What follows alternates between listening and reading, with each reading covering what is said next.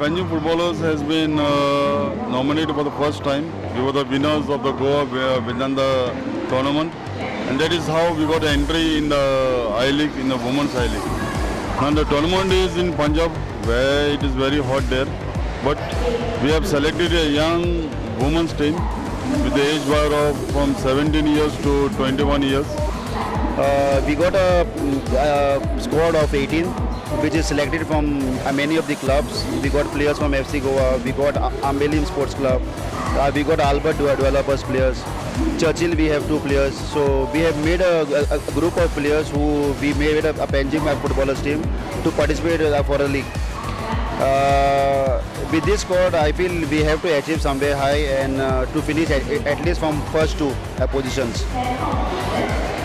We have a practice for 15 days altogether, which was a short span of time, and I feel the team will give their best and perform well.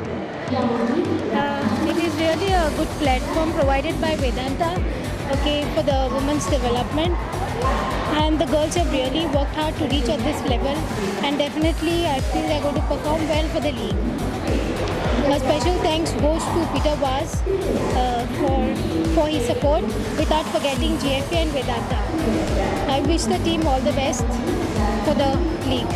We are a team of 18 players who are going to represent IWL. We've been practicing from 15 days on the Don Bosco ground, and we are practicing really very hard. This is a good exposure for Goan women to play and to show their talent.